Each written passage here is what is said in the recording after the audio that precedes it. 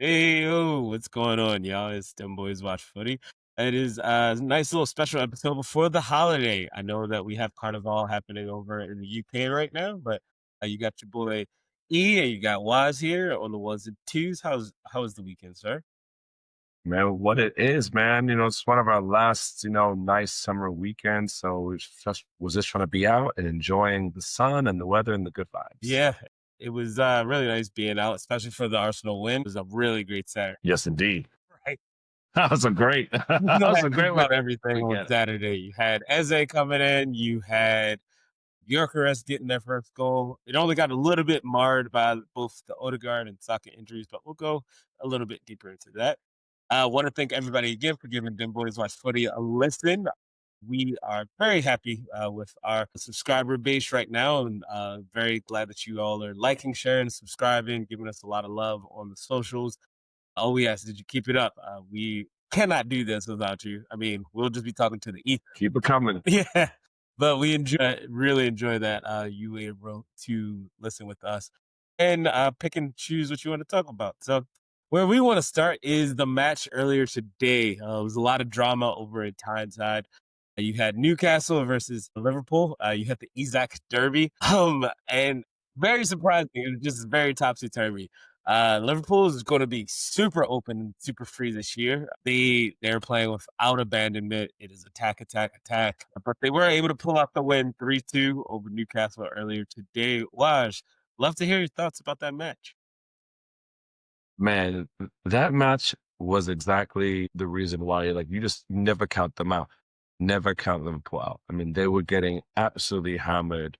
Gordon was literally just running at them. I mean, whatever they put in the water today, I mean, the tunes came out to play. Yeah, And it was a really rough, first 30 minutes, man. I mean, they were literally running into each other on both sides. And I mean, I knew I even put down, my bet was for Liverpool to win. But at hmm one point I was like, yo, Newcastle might actually have, could at least draw today. I don't know yeah, about winning, but drawing.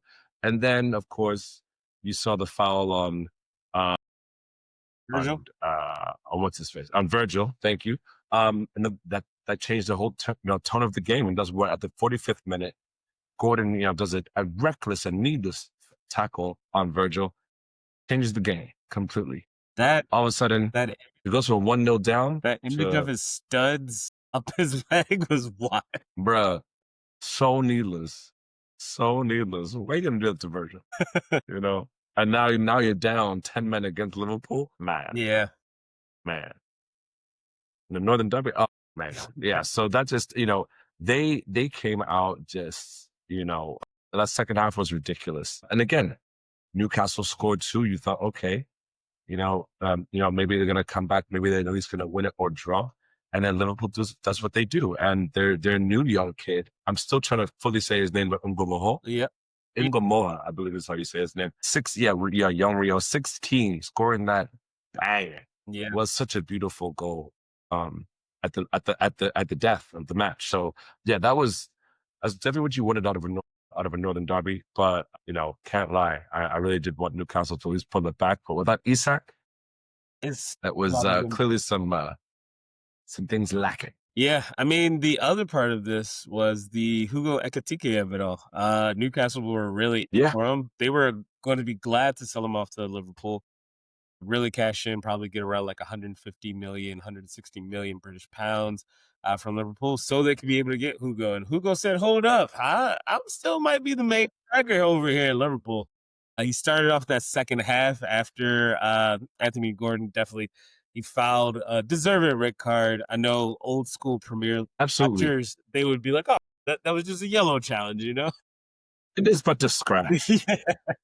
Yeah, you see, like that man's leg just completely raked up. Oh, it's just a flesh wound, you know. But Hugo Ekitike, just a really neat side-footed finish. Over, he essentially passed the ball from outside the box, so around like Yeah, yard mark, was able to pass the ball I mean, neatly into the bottom corner. it looked like Pope couldn't even see it till the last minute, and he just got stuck. Yeah, yeah. But kudos to them. I mean, Newcastle fought. I'm not a huge fan of Bruno Guimaraes, but he was captain on the night, and what a captain he was. He was pushing up. Yeah, He really he walked it like he talked it. He was able to get that header goal to really start the comeback. And then William Kula, he was able to get a very awkward bouncing ball. Remember, Newcastle's down to 10 men and Liverpool is playing into their tactics. And it's something that we need to look out for because Liverpool right now, they've given up 2 goals per match already this season. Arsenal hasn't given up a goal this season. So it'll be something to see. But Liverpool does Liverpool things, winning from spaces where they're not supposed to win, getting the Hmm. goal. And also, why were there 10 extra minutes for this match? I couldn't believe Yo, because of the red. I mean, it was that red 11 was extra at minutes. I mean, the end of the first half. Like, yeah, it was unnecessary. I don't know why they had to do it like that, but you can add that time on for like, okay, so they did a plus 3 minutes, so it was about the 48th minute. You could they do could have the done 5 difference, and 5. do like 7 and 7. 10 minutes, Yeah, like that is just that's insane. That is Qatar FIFA World Cup time right there. What, Liverpool? half an hour more for what? Exactly. I mean, it was amazing for the watcher to see, but Yeah, it's yeah, something 100%. to really look at now with Liverpool, especially their tactics wise. They're playing so open in this new 4-2-3-1 system that they're implementing. Before they had Hmm. more control in their 4-3-3, they were pressing in the mid, and then you had your wingers attacking. But now, with their new added depth based off of their new signings, they're getting added in. Frimpong, he's out for another month from a muscular injury that he picked up last week. So right now, it'd be really interesting their right back situation because Szoboszlai, who is normally in midfield, he deputizes as the right back today. And he was on his shit today. Yeah, I mean he did set up the dummy, which gave Rio the chance to score that amazing curling goal. But But even defensively, like defensively, he was on his shit. yeah, yeah. I mean, I got to give it to him. Like tactically, they can mix match around a lot, like how Arsenal does. But Hmm. Connor Bradley, he's going to want to start playing within, especially the match next week against Arsenal. But my next focus is going to be with Newcastle. You just lost. Your star guy is still out. Now you're about to be without your best striker for the next 3 matches. Is Newcastle going to open up the purse strings? It is. Or Yeah, do they go for Sula and bet on him and hope that they can keep Isak? I mean, the owners were at Isak's house this weekend trying to get him, try to coax him back into the fold. So yeah, good question. Do they open the purse strings, I think or do they stick with Osula, wait for the 3 match ban for Anthony Gordon to come back, and hope in that time that Isak will come back? is really tough. I mean, looking at Newcastle's squad right now, their squad depth is not the greatest. You have some very interesting players. Malik Diallo, he came over from AC Milan. Osula, he's pretty good. But Sven Botman, him and Dan Burn are going to be interchangeable. Champions League is coming up. Newcastle qualified. Yeah, You're now playing 2 matches a week. Your best midfield can't play every game. Tenali he went off with a injury. We'll see what yeah, shoulder injury. Yeah, Joelinton, we'll see what happens. Harvey Barnes, we'll see what happens. But Newcastle, I think you need to open up the purse strings, make a move coming up, you know? yeah. It's not looking like a good first couple of weeks for them. Yeah. I mean, just with just putting the Isak issue aside for a second. Yeah, and to your point, like, what did they do? They just like Arsenal, they just lost a few players. But out of red cards and injury with these guys. And like you said, they've got Champions League around the corner. Can they keep it together? It's what's also telling what you've got not even 2 weeks left to make a decision. So Yeah. I mean, let's see what they do. you have to open up the purse strings now because the transfer window closes for the rest of until January. So you got 3 months to really figure out, all right, 3, 4 months. What am I going to do? Man, they need to get on their hands and knees, go to Mr. Isak and say, please, Mr. Isak, please, Mr. Isak. Yeah, one more season. Let's see if we can get one more season. Please, sir. Please. It's a World Cup Yo, year. they Please. it's World Cup here, bro. There's no time to waste, bro. Yeah. You need to get right back to it. And he needs to get back to scoring goals, and he doesn't want to look like a difficult player in this season. This is the one season he can't be. I mean, he can stamp his feet as much as he wants, but he's losing time at the end of the day. Yeah, very true. But on to our next match, which is going to lead into one of our main event for the show. Arsenal was able to defeat Leeds 5-0. It was an amazing time, as we were talking about. Zay was introduced to the entire crowd, and I think that just really bolstered the whole squad on. We had two set piece goals. I mean, Urian Timber, that man, whoever triple captained him in FPL, more power to you. 15 people did that this past weekend. Who is triple captaining a right back in 2025? You guys have the playbook. Y'all have the script, right? We also were able to see Max Diamond. He came on. I was able to dazzle and impress. He was able to get that penalty Mhm. awarded for him, where Gyökeres was able to get his second goal of the match. Gyökeres opened up his account within the Premier League.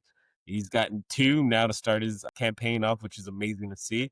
And then as well, another clean sheet. Arsenal was able to just take over, really dominate, really facilitate how that game dictated, even with the two injuries to both Saka as well as Odegaard. So, Waj, we'd love to hear your analysis there. Like, what did you see, and what is something that you're worried about going into that Liverpool match? So okay, yeah, there's a lot to unpack there. Let's just start with the happy stuff before we have to get into the technical stuff. Yeah. Uh, the Reche is coming to Arsenal, coming home. Yeah. That for me was a very, very special moment. I've always liked the player. I mean, I play with him even in my video games. I've just always enjoyed, watching him, literally playing as him. Yeah. And now he's coming back home. And shout out to Arsenal and the marketing team because those guys legit. I don't know how much they're getting paid, but that commercial they've strung together, bringing the GOAT Ian Wright to come and interview a former, Crystal Palace Yeah. player as well, making which a similar move. That was fantastic. And even more so was the fact that we also, hijacked the signing and the transfer away from Tottenham. That just made my day. So I just want to throw that one out there. I mean, now it's the question, is it a stroke of genius or, is it vibes for the Arsenal culture? Let's see. Now knowing that we have just lost Odegaard, we've just lost Saka, and we don't know how long Odegaard's going to be out. Hopefully not too long. Saka's out for apparently 4 weeks. Yeah. Having Eze come on now is timing, and obviously there's the whole thing. Do we bring on for Havertz? Sure. Even if we didn't, I'll take it because now the depth. Finally, we've got the depth. Would have worried me last season, going into a match against Liverpool, missing Saka and Odegaard. But this year, I mean, again, we saw the chinks in their armor, but of course, you can never, like I said before, you can never sleep on this team. Liverpool are not to be trifled with, and they are, pretty much full strength. So we're not going to be going in full strength, but we have backups. So I think the main question is, who's gonna be the backups, and can they deliver to the caliber of both Saka and Odegaard? I mean, who would you have for their replacements? I got Noni on the right. I got Mhm. Ethan in the middle, and I got Eze on the left. I think that gives us the best tactical flexibility. Mhm. And then as well, you can bring on when Ethan's tired, you can bring Eze into the middle, and then move Martinelli or Trossard over into the left, and then whoever is going to be Noni's just going to have to play 90. I just feel it in my bones. He's just going to have to do it. So Yeah.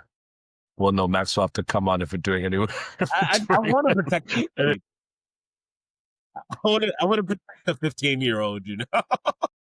It's just like bring on the baby.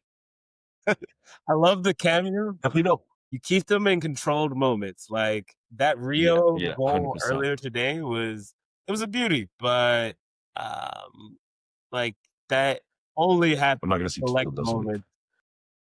Yeah, Again, Max is an amazing talent. Again, he's still 15. We still need to temper our expectations. Even though he's skipping past people, he's doing what he needs yeah, to do. Like we still yeah. have to Skipping past Leeds is not skipping past Liverpool. So exactly. let's just put that on business. But but my one main concern is actually is about Odegaard. Yes, as it can play and it can take that spot, and we can shift around some players, but we don't have a real backup to Odegaard. I mean, other than You're Ranieri. I mean, true that. Ranieri is amazing, but like again, more so established. Let me just say. Ah, I don't really take away anything Ethan from and Ethan. Eze He's have amazing. two. Okay. I mean, okay. Let's see. No, I Let's see. mean, what I'm really looking forward to after this match is how can Arsenal continue to score goals Mhm. in open play? We know how we could score in set pieces. Declan Rice, wicked corner. He just needs to be our main guy on the set pieces no matter what. I think we should, even though Saka's now out and Ethan is most likely going to be taking his corner duties, or Odegaard or whoever is the lefty that needs to, lefty in favor at the time. So Yeah, we need to figure that one out. But outside of that, open play goals are the most important thing. Like Liverpool is scoring them most for fun definitely. right now, and that's something that Arsenal can't do on a normal, consistent basis. I want to see how that continues to grow. Gyökeres, glad that he scored against a bottom team. Now that was a big Yeah. thing that people were discussing about him scoring against bottom teams over the Portuguese league. I still have some questions. He does look like he runs with Tim sometimes. I'm glad that it's big burly man. This game against Virgil coming up, we shall see what is going to happen. Yeah, that's gonna be the test. I'm honestly, and I know we spoke about this some weeks past. Now, I'm honestly relieved that we're doing this game so early. Just getting this match out the way because win, lose or draw. I mean, and obviously I'm going for the win, but win, lose or draw here. Um, we're gonna see the medal that we have with the team, especially with Odegaard and Saka out. Like now, we're gonna see the medal that what can Arteta do to bring this out? Just 3 weeks in, it's match week 3. It's crazy. Yeah, So I'm excited to see it. I have faith as always, blind faith as always. Does Liverpool have the better squad going in? Yes. But can we do what we do? I believe so. And I think we've got the talent now, especially, we've even got Christian Norgard is coming back. Mendy has been playing his game. Our back line is our back line, and we've just made it stronger. Brian, like you said, clean sheets it's for amazing to 2 see that matches. clean sheets. Yeah. So I'm very happy with that. And not to give, I'm glad TC is in there, but not to give too much shit to Man U. But I mean, again, the clean sheet there too against a very strong, even though they're shaky, but still physically strong and very much attacking team. So, I think it's been a good test for us so far. But let's see what we have on week on. For sure. I think the last thing that I really want to discuss is the times that I used to pray for. Arsenal actually having squad depth. Like seeing Yo, seeing life, and we're buying more. yeah. Yeah. Yeah. We're still out shopping. We're still shopping. Like the fact that we can bring on players to replace world class players with more world class players. Everybody's big and strong and fast and actually are tactically know how. Like it is an amazing thing to be of a Gunner fan right now. So that's all I really care for. Match thoughts for next week: Liverpool versus Arsenal. What are you thinking? Goal wise, any storylines that you're really looking at? I think my favorite one is going to be Gyökeres versus Virgil. That's definitely going to be um, one to pay attention to. It was interesting, Salah didn't even have a shot on target today. And Ekitike has now scored 2-2. So I want to see how that's going to shape up for him coming against Gabriel Saliba. And how's the middle going to play out? And also, will Raya get another clean sheet? I pray that he does. And he's been doing fantastic. Score-wise, it's going to be tight. Yeah. No matter what, I think it's going to be, I don't think if like either side of this game, this match is going to be running away from either side. So I'm going to go 2-1 or 3-2 Okay. in favor, obviously, of us, as always. I like. I'm really looking at because this match is over in Liverpool and Anfield. The first thing outside of that Virgil versus Gyökeres is Zubimendi. He shut down Liverpool twice, and he's playing for us. Want to see how that reception is going to be every time he touches the ball, how he shields the back line. Him and Declan Rice have been doing an amazing job. Declan doing the cleanup when Zubimendi isn't really tidy in his. He was one of the catalysts as to that. That's how we got that Saka goal. He was able to. It was his tactical know-how from Ethan lost the ball. Rice got the ball.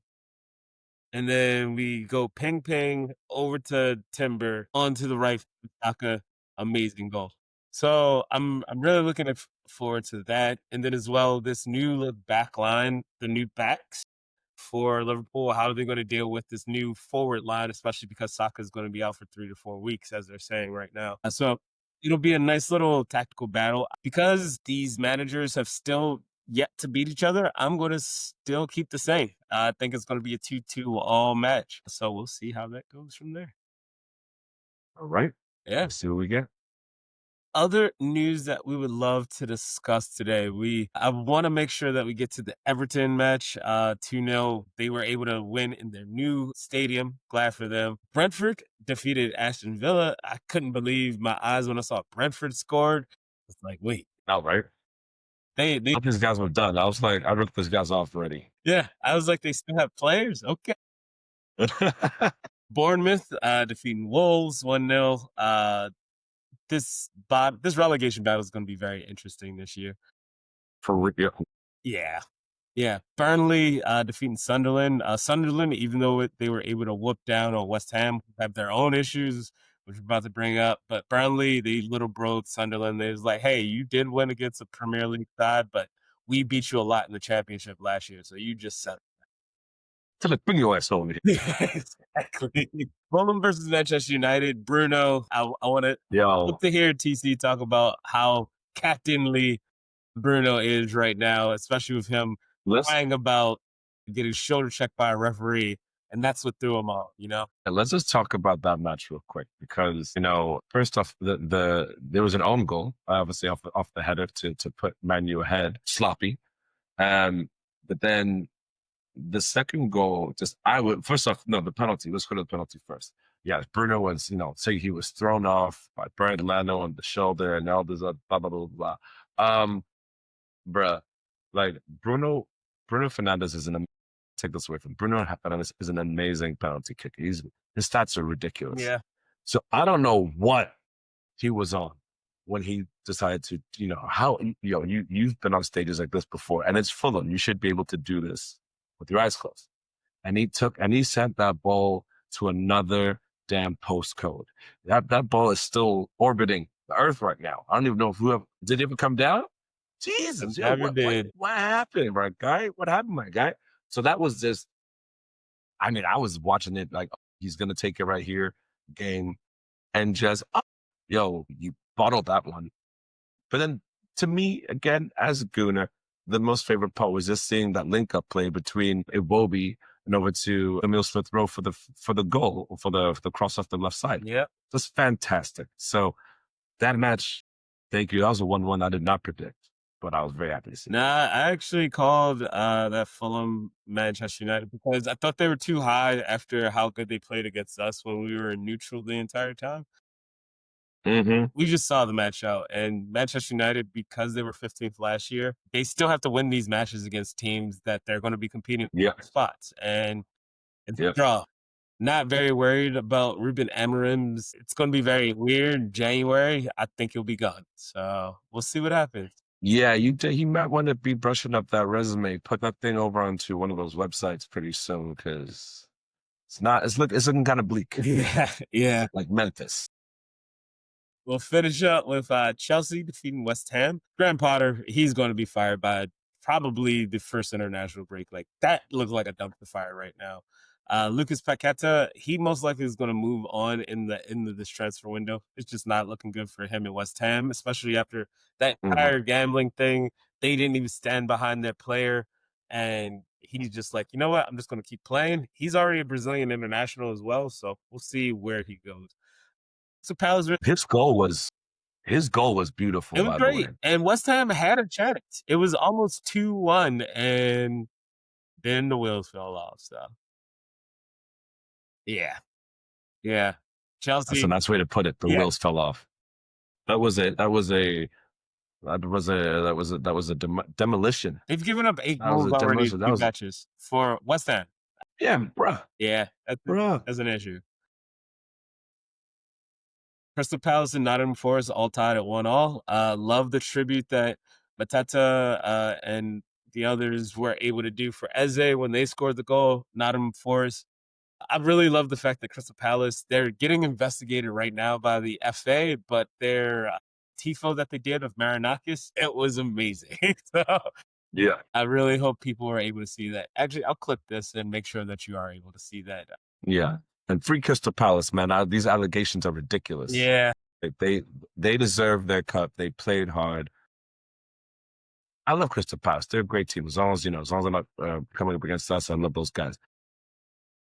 Yeah, I think this is a whole bunch of tomfoolery, Yeah, I as mean, one of my friends like to say.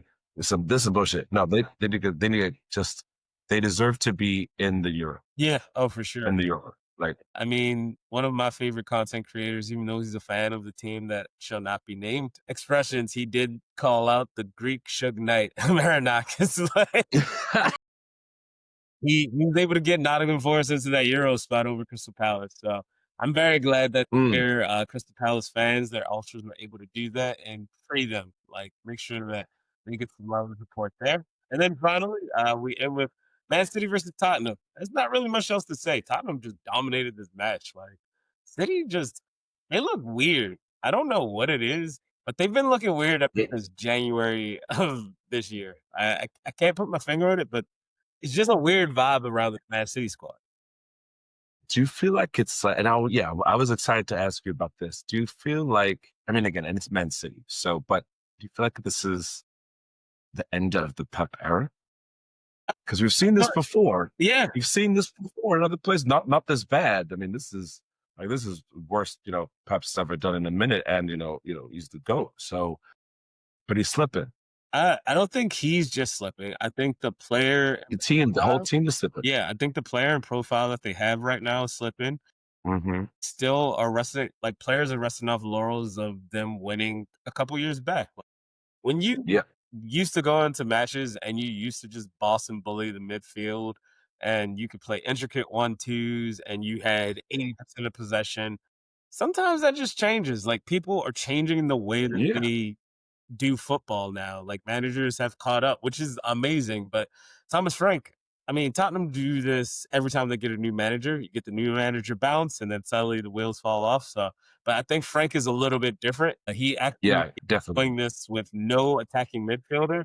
He's done it with three holding midfielders and some really good creative wing play, similar to how he did with Brentford, just with a little bit more money in his back pocket. So, but Man City, I mean, yeah, I'm not feeling it right now.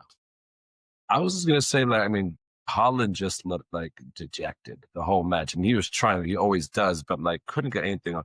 Van de Ven, Van de Ven was just bossing the whole match. Honestly, like at one point, I was like, "Yo, you need to like maybe get like a charge or something, bro." Like, not even like not in that. I don't mean like a yellow card. I mean like an actual like money to call somebody. Like, He was mugging what's him. going on at home? Yo, Yeah, he had something to say. yeah. Big up to Van de Ven because I mean I do enjoy watching Man City get bossed. I did not think it was going to be happening by Tottenham. And I mean Charles, I didn't bet yeah, it, I mean I but was I like, had the feeling. yeah, I mean Brennan Johnson's goal was lovely. What Tottenham took four yellow cards from the match. I think it was just four, not more. And the team is easily not. I mean, it's not up to par. In my mind, to City, and they just like Tottenham on that shit right now. This is the best they've been looking in forever. And I hate to admit it, but gotta call a chicken sometimes. But before we end, we'd love to give Waz you the platform to be able to talk about your walk that you're about to. Yes, indeed. So, my friends, I will be climbing up Mount Kilimanjaro this November with one of my most amazing friends and clients, just Miss Kilimanjaro experiences.